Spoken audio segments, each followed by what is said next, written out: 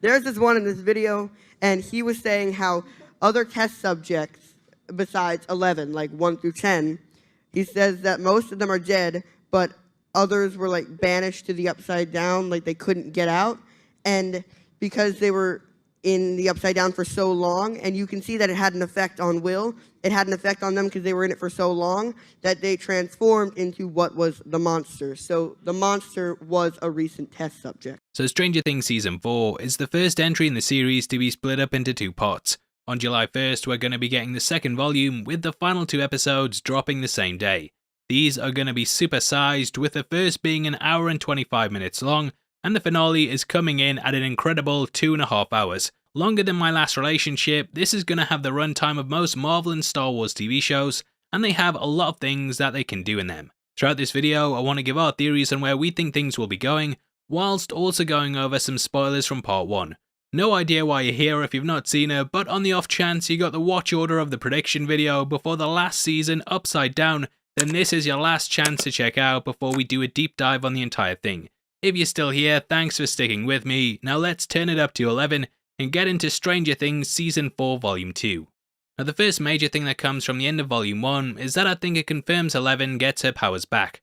Early on in the season we heard Dr. Owens talking about how he thinks the Nina Project will revitalize her abilities and help in the upcoming war. In the series we learn that this is through a giant machine with a flotation device in the middle that is equipped with television screens so that the person inside of it can view recordings. We learn that this name comes from the opera of the same name, created by Nicholas Dalairac. Skip it. Now this piece is basically about a woman who discovers that her lover was killed during a duel, and in order to save herself the pain of this, her brain buried the memory inside her subconscious. Completely hiding the trauma, she believed him to be alive, and would venture out to a train station every day, believing that he would return. The truth of the matter was hidden from her by herself due to the anguish that came from it, and this is very similar to 11, who lost her powers after the events of Season 3. Nina is very much about her taking a trip into her subconscious to discover the truth about her past, and to also showcase to her how she gained her abilities in the first place. This not only gives us the truth about Vecna, but it's also basically going through the motions once more, so that she can remember how to tap into her abilities. Now because 11 manages to do this, and the season ends with us coming full circle from how it starts off, I do believe that this means her powers are now back. In taking a trip down memory lane, and through going through all the paces of the Nina Project, she has finally rediscovered them. So I think that come next time, my number 1 prediction, put it in writing, 11 will get her powers back. Make sure you stay tuned for more amazing predictions clearly spelled out in the show. I promise the video gets better. Not by much, but it does. Now, because of this, I think that we are obviously leading to a showdown between Vecna and 11. The pair's history was set up really well in this season, and it ended with 11 basically transforming him into the Freddy Krueger-esque monster that he became.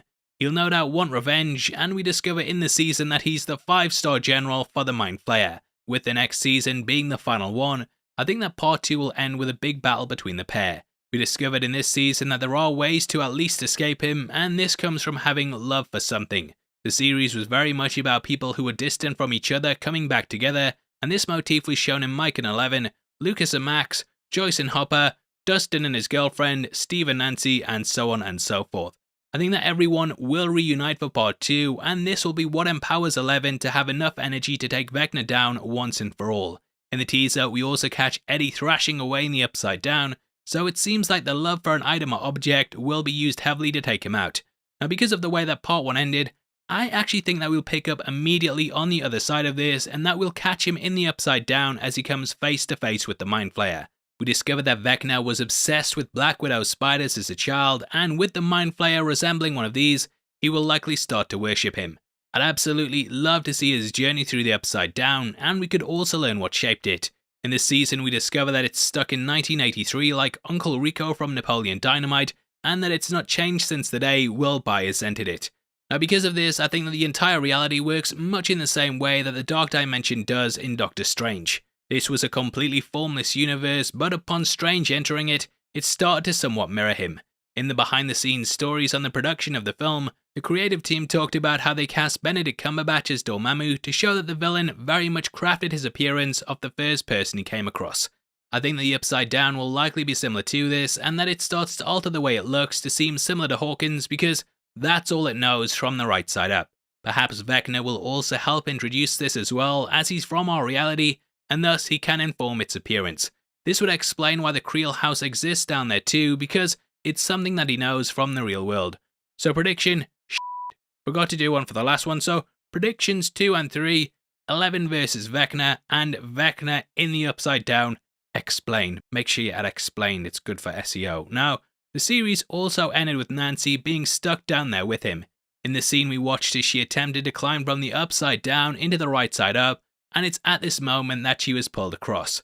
Cut to Steve shouting in her face, unable to wake her, which is when Max realizes what's going on. To make matters worse, the season actually ends with her stuck down there with Vecna, but there is a clue as to how they'll get her out. At one point in the season, Robin goes through Nancy's things when they're at her house. This happens in episode 4, at roughly the 10-minute mark. During it, she comes across a music box that springs open and then shows directly to me, pointed at me, and she says, "Put this in your theory video," because it's theory time. So I think that this scene will come back around and that Robin will end up using the music box to pull Nancy out of the Upside Down. Can we put that on screen in text as well? Robin uses music box to pull Nancy out. However, I do think that during her visit to the Upside Down that she'll discover Vecna's true plan, and I think, right, that to him, he's doing things for the right reasons. Hold on a second, I'll explain. Now, the guy clearly has a twisted view of the world, and this was something that he developed early on in his life. The backstory we get treated to at Creel House very much tells us all we need to know about him and his goals. Vecna views humans as people stuck in routine, constantly counting the seconds, minutes, and hours until their death. He views everything as a massive waste of time, and talks about how he is very much trying to wipe out humanity because of what he deems as being destructive to the planet. However, the people that he kills all share something in common. They have a deep-seated trauma, and he thinks that he's freeing them from life. He believes that he's setting people free from all the anguish they've experienced, and this is actually mirrored in his journey with Eleven. She's stuck in a prison, constantly bullied, and he sees allowing her to escape as something of the utmost importance to him. This is likely reflected in the victims he chooses, namely Max, who's still feeling the guilt over the death of Billy. But f him, yeah, I said it, he's a f***ing dickhead.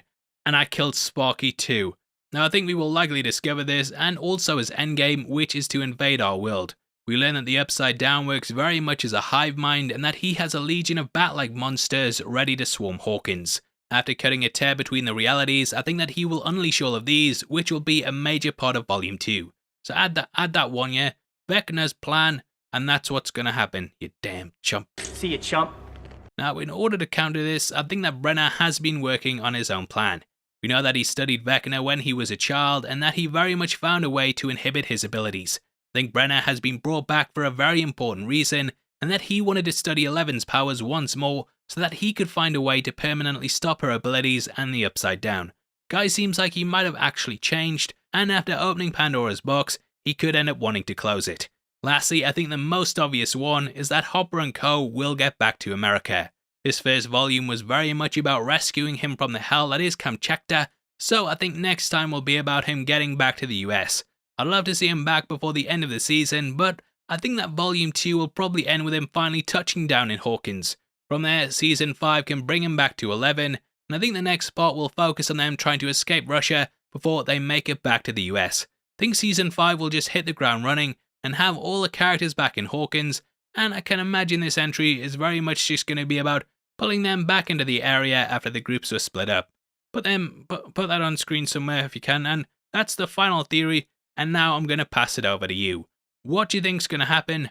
Comment below and let me know. We are running a competition right now and giving away 3 copies of the Batman on the 15th of June, and all you have to do to be on the chance of winning is like the video, make sure you subscribe with notifications on, and drop a comment below with your predictions and theories. We pick the comments at random on the 15th, and the winners of the last one are on screen right now, so if that's you, then message me on Twitter at HeavySpoilers. If you want something else to watch, then make sure you check out our breakdown of the season, which will be linked on screen right now. We go over the entire ending and explain what happened, so definitely hit that video up right after this. Without the way, thanks for sitting through this one. I've been Paul, I hope to see you next time. Take care, peace.